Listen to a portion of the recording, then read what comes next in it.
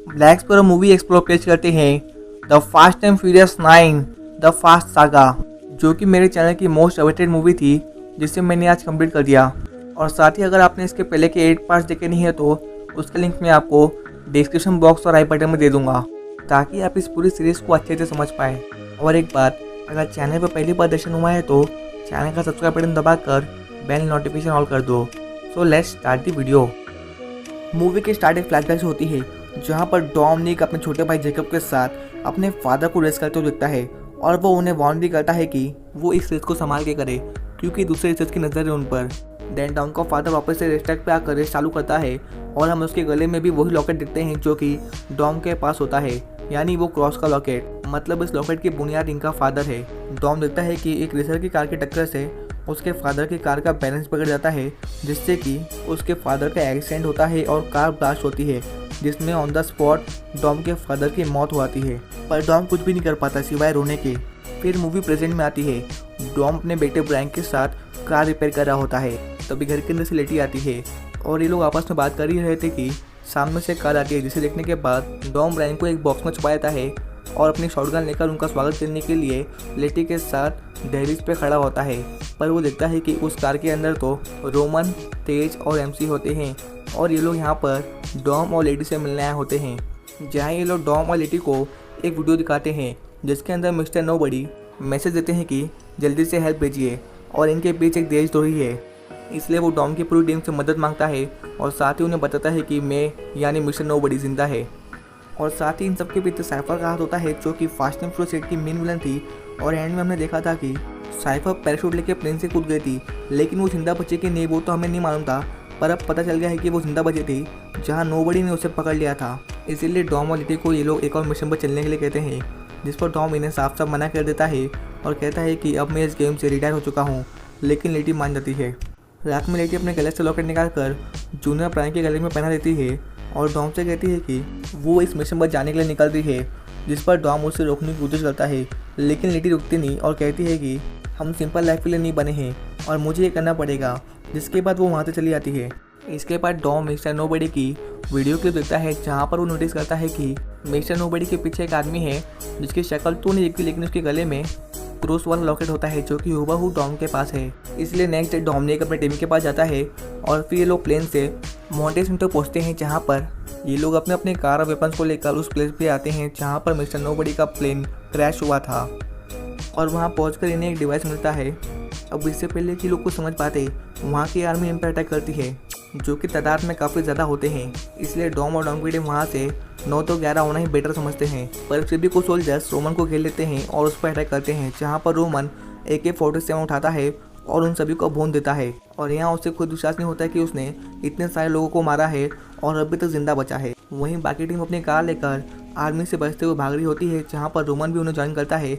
लेकिन ये लोग जिस रास्ते से आ रहे होते हैं, उस रास्ते पर चारों तरफ डायनामाइट बिछे होते हैं, जिसमें कई सारे डायनामाइट्स फट जाते हैं और कई लोग मारे जाते हैं। लेकिन नसीब से डॉम और टॉम की टीम बच जाती है। पर रोमन की कार एक माइन के फटने की वजह से 2 पहाड़ों के बीच आके अटक जाती है, जिसके नीचे एक माइन लगा हुआ होता है। अब रोमन के लिए करो या मरो वाली सिचुएशन आती है, क्योंकि रैमसी और तेज भी उसकी मदद नहीं कर सकते। पर खैर रोमन है, वो ऐसे ही थोड़ी मर जाएगा। अब ऊपर वाले का चमत्कार या फिर रोमन की तकदीर, कुछ भी कहो, लेकिन रोमन किसी तरह उस सिचुएशन से बाहर आ जाता है। रैमसी सभी को बताते हैं कि अगर आर्मी से बचना है तो कुछ दूर एक ब्रिज है, जिसको पार करने के बाद ये सभी आर्मी से बच सकते हैं। वहीं लेटी और डॉम आर्मी वाले से बचते हुए भाग रहे होते हैं, जहाँ पर एक कार आकर लेटी की बाइक को टक्कर मारती है, जिससे कि लेटी हवा में उड़ जाती है। लेकिन डॉम आकर अपने कार से लेटी को बचा लेता है। और यही सेम सीन आपने फास्ट एंड फ्यूरियस 6 में भी देखा होगा। अगर नहीं देखा है तो उस मूवी का लिंक भी आपको डिस्क्रिप्शन बॉक्स में मिल जाएगा, तो आप वहाँ से देख लेना। पर लेटी के हाथ से वो डिवाइस गिर के ज़मीन पे गिर गया होता है।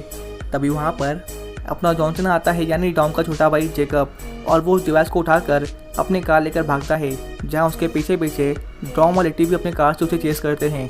वहीं दूसरी ओर आर्मी के लोग रोमन और तेज की गाड़ी पे धड़ाधड़ बम बरसा रहे होते हैं, जहाँ उनसे बचते हुए ये लोग अपनी कार से ब्रिज को पारी कर रहे थे कि ब्रिज भी टूट जाता है। पर किसी तरह ब्रिज के पूरे टूटने से पहले ये लोग अपनी कार लेकर दूसरी ओर पहुंच जाते हैं। वहीं डॉम अपने कार को लेकर जेकब को चेस करता है। पर अब इनके पीछे एक हेलीकॉप्टर होता है जो कि इन पे मिसाइल छोड़ता है। इससे पहले कि हेलीकॉप्टर में बॉम्ब उड़ा दे, जेकब अपनी कार को लेकर हवा में जंप करता है जहाँ पर एक जेट आता है जिसके अंदर एक बड़ा सा मैग्नेट लगा होता है और उस मैग्नेट की मदद से ये लोग जेकब की कार को पुल करते हैं और वहाँ से निकल जाते हैं। और ये सीन तो सच में कमाल का होता है कि देखने के बाद तो एक लाइक ज़रूर बनता है। तो देख क्या रहे हो, वीडियो को लाइक कर दो। पर डॉम और लेटी फंस चुके हैं, पीछे हेलीकॉप्टर और आगे खाई, इसलिए डॉम अपनी कार को लेकर उस ब्रिज के रस्ते के पास जाता है और उस ब्रिज के हैंडल को अपने कार में अटका कर टार्ज़न की तरह अपनी कार को लेकर वो दूसरी ओर पहुंच जाता है। इसलिए हेलीकॉप्टर उनका पीछा छोड़ देते हैं, लेकिन डॉम की कार तो चकनाचूर हो जाती है। लेकिन डॉम और लेटी सही सलामत बच जाते हैं। फिर ये सभी लोग प्लेन में होते हैं, जहाँ पर लेटी डॉम से पूछती है कि तुम्हें जेकब के बारे में पहले से मालूम था ना, जिस पर डॉम कहता है हाँ। लेटी सभी को बताती है कि जेकब डॉम का छोटा भाई है और डॉम ने मिस्टर नोबडी के वीडियो में जिस आदमी के गले में क्रॉस का लॉकेट देखा था वो कोई और नहीं बल्कि जेकब होता है। फिर वापस से मूवी 1989 के फ्लैशबैक में आती है, जहाँ पर डॉम अपने फादर के एक्सीडेंट को देखकर रो रहा होता है, जिसके बाजू में एक छोटा लड़का होता है जो कि डॉम का छोटा भाई जेकब होता है। फिर इसके बाद डॉम की उस रेसर से लड़ाई हो जाती है, जिसकी वजह से उसके फादर का एक्सीडेंट हुआ, क्योंकि वो उसके फादर के बारे में अनाप शनाप बोल रहा होता है। इसलिए डॉम उस आदमी को बहुत ही बुरी तरह मारता है, जिसके लिए डॉम को जेल हो जाती है। फिर प्रेजेंट टाइम में हम जेकब को देखते हैं, जो कि अपने बिजनेस पार्टनर ओटो के साथ होता है।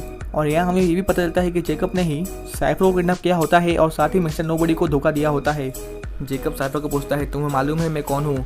साइफर कहती है हाँ मुझे मालूम है, तुम जेकब हो, डॉम के छोटे भाई। तुम हमेशा से डॉम से फास्टर और स्ट्रॉन्गर बनना चाहते थे, लेकिन क्या तुम डॉम को मार पाए? नहीं ना। तो चलो मैं तुम्हारा साथ देती हूँ और हम दोनों मिलकर डॉम को मार देंगे। और इसी तरह साइफर जेकब को मैनिपुलेट करने की कोशिश करती है, लेकिन जेकब मैनिपुलेट नहीं होता। फिर जेकब उसे उस डिवाइस को दिखाता है जो कि उसने लेडी से लिया होता है, और वो डिवाइस आधा अधूरा होता है और उसका दूसरा पार्ट इन्हें अभी भी ढूंढना होता है। इसलिए वो साइफर को दूसरा पार्ट ढूंढने के लिए कहते हैं, जिस पर साइफर उसका दूसरा पार्ट ढूंढ लेती है, जो कि एडिनबर्ग यूके में होता है। वहीं दूसरी ओर डॉम की पूरी टीम कैस्पन सी के खुफिया अड्डे पर स्टे करती है एंड वहाँ पर मिया आकर टीम को ज्वाइन करती है। डॉम उसे मना करता है, लेकिन मिया कहती है कि चिंता मत करो, मेरे बच्चे और तुम्हारा बच्चे सही सलामत है ब्रायन के पास। तो भी रैमसी सभी को बताती है कि जेकब जिस डिवाइस के पीछे पड़ा है उस डिवाइस का नाम है एरिस, और वो डिवाइस यानी एरिस सैटेलाइट की मदद से दुनिया के किसी भी वेपन को कंट्रोल कर सकता है, जिससे कि जेकब दुनिया का सबसे पावरफुल इंसान बन जाएगा। पर सिर्फ जेकब के पास इस डिवाइस का सिर्फ आधा पार्ट है और आधा पार्ट अभी भी मिसिंग है। और साथ ही अगर इस डिवाइस का पूरा पार्ट यदि मिल भी गया तो बिना की के एक्टिवेट नहीं होगा। तेज बोलता है इस डिवाइस यानी एरिस को एक्टिवेट करने के लिए हमें जो की चाहिए वो की हान की मौत से कनेक्टेड है। डॉम की पूरी टीम को लगता है कि हो ना हो हान की मौत का और इस डिवाइस का कुछ ना कुछ तो लिंक है, इसलिए मिया और लेटी इस लिंक की तलाश में टोक्यो के लिए निकलते हैं। वहीं डॉम जेकब को ढूंढने के लिए अपने ओल्ड फ्रेंड के पास जाता है।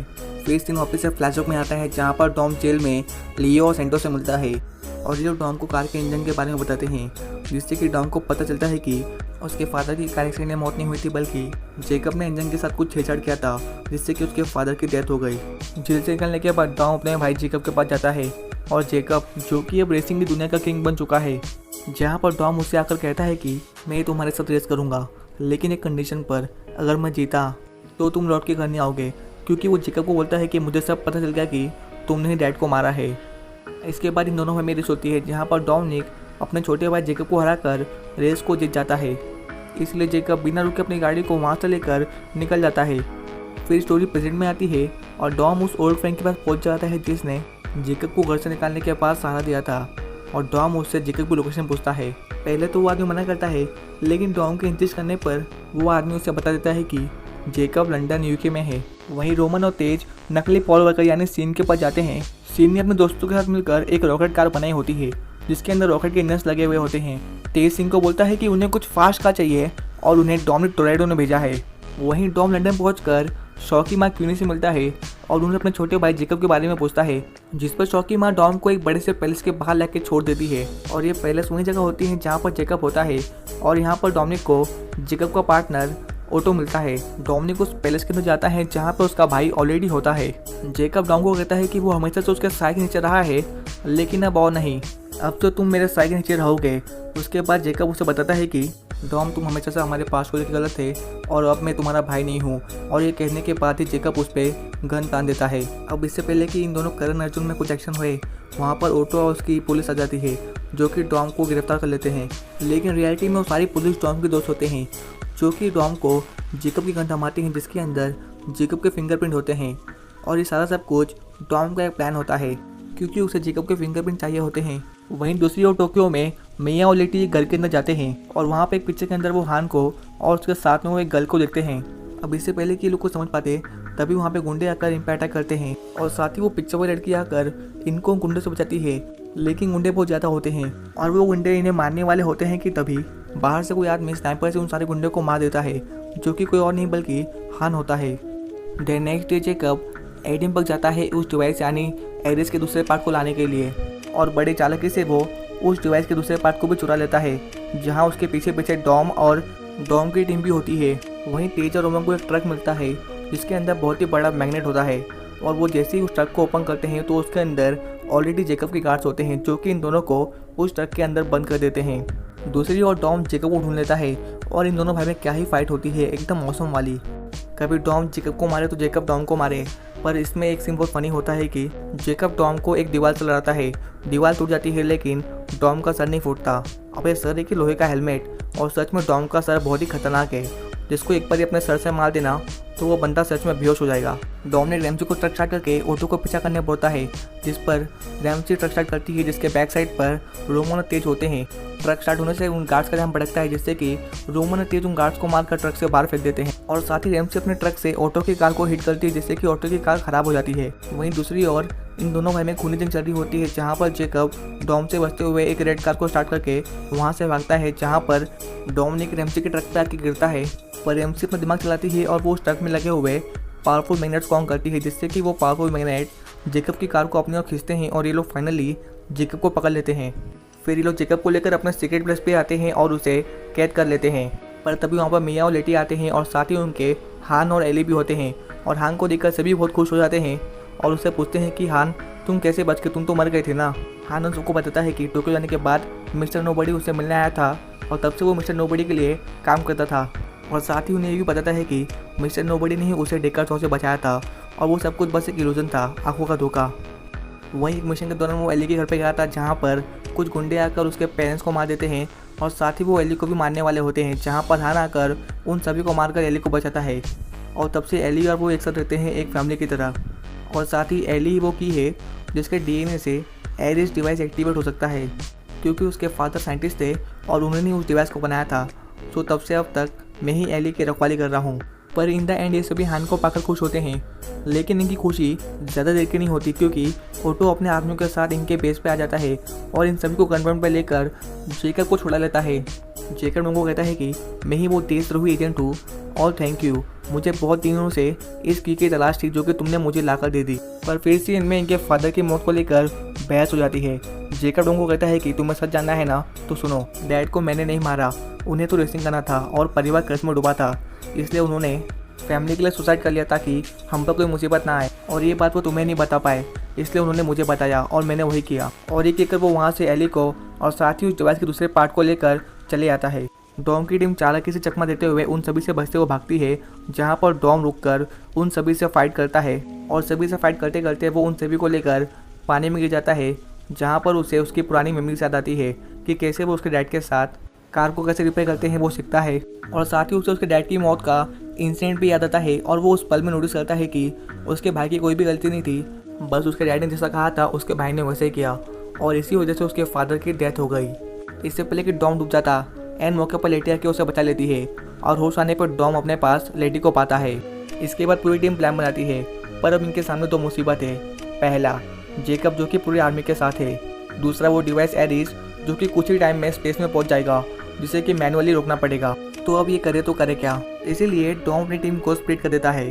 तेज और रोमन उस डिवाइस को स्पेस में एक्टिव होने से रोकेंगे और बाकी पूरी टीम जेकब और जेकब की आर्मी को संभालेगी।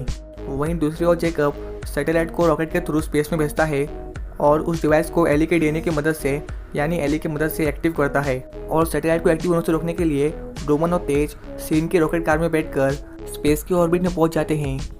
खैर यहाँ पर लॉजिक बनता है कि नहीं बनता, जो भी हो, लेकिन इस सीन को देख के काफ़ी मज़ा आता है, क्योंकि रोमन की पूरी तरह से फट जाती है और ये लोग स्पेस में होते हैं, वो भी एक कार के साथ। नीचे उस डिवाइस को एक्टिवेट करने के बाद जेकब एक हैवी आर्मर ट्रक में बैठा होता है और उसके आजू बाजू हैवी कार्स की सिक्योरिटी होती हैं।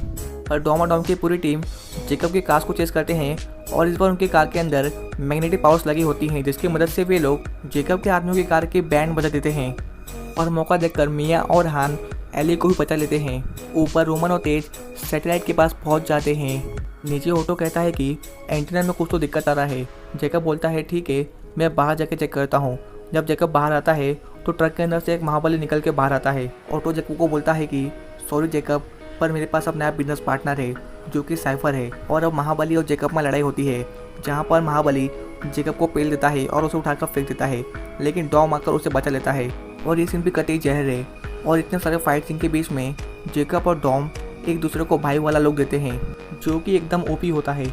और फिर उस आर्मर ट्रक को रोकने के लिए डॉम और जैकब अपनी कार को उस ट्रक के बाजू में लेकर आते हैं और अपनी कार के मैग्नेटिक पावर को फुल पावर में करके वो लोग उस ट्रक को चुंबक की मदद से पलट देते हैं। ऊपर रोमन और तेज अपनी कार को उस सैटेलाइट में क्रैश कर देते हैं, जिससे कि वो सैटेलाइट तबाह हो जाता है और नीचे वो डिवाइस एरिस डीएक्टिव हो जाता है। पर मुसीबत अभी भी खत्म नहीं हुई।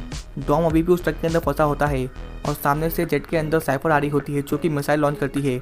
इससे पहले कि वो मिसाइल ट्रक के साथ डॉम को भी उड़ा दे, डॉम उस ट्रक से निकल जाता है और वो ट्रक सीधा जाकर उस जेट प्लेन से लगता है, जिससे कि साइफर के साथ ही साथ ऑटो को भी मौत हो जाती है। पर हम देखते हैं कि साइफर मरी नहीं होती, वो तो बस एक साइमल्टेनियस यूज़ करके उस ड्रोन जेट को चला रही होती है। देखा आपने, औरत कितनी शातिर होती है। फिर फाइनली डॉम और जैकब मिलते हैं। डॉम जैकब को माफ़ कर देता है और जैकब वहाँ से निकल जाता है। और इस सीन में ये बात क्लियर हो जाती है कि जैकब वापस से अब एक टोरेटो फैमिली का हिस्सा है। वहीं ऊपर स्पेस में तेज और रोमन को कुछ एस्ट्रोनॉट देख लेते हैं और वो लोग इनकी जम बचा लेते हैं। देन डोमिनिक अपने बेटे ब्रायन को लेकर उस रेस्टोरेंट पे आता है और उसे अपने दादाजी यानी डॉम के फादर के बारे में बताता है। फिर एंड सीन में हम देखते हैं कि पूरी टोरेटो फैमिली अपने पुराने हाउस के पास जमा है, जहाँ पे सभी लोग खाना खाने के लिए बैठते हैं। और तभी वहाँ पे ब्लू कार में किसी की तो एंट्री होती है, जिसका फेस तो नहीं दिखाते, लेकिन सूत्र का मानना है कि वो ब्रायन हो सकता है। अब ब्रायन का कैरेक्टर सीरीज में कैसे वापस आएगा और कौन प्ले करेगा, ये तो हमें फास्ट एंड फ्यूरियस 10 में ही मालूम पड़ेगा, जिसका हम सभी को बेसब्री से इंतजार होगा। थैंक यू फॉर वॉचिंग, धन्यवाद। अब पोस्ट क्रेडिट सीन में डेकर्ड शॉ एक पंचिंग बैग पे लगातार घुसे मार रहा होता है, जिसके अंदर उसने ऑटो को बंद कर रखा होता है और वो ऑटो से किसी पेंडर के बारे में पूछता है, जिसके बाद कोई डोर नॉक करता है। और जब डेकर्ड शॉ डोर ओपन करता है तो डोर के बाहर हान होता है। अब इसके आगे क्या होगा ये हमें फास्ट एंड फ्यूरियस 10 में मालूम पड़ेगा। So let's wait and watch.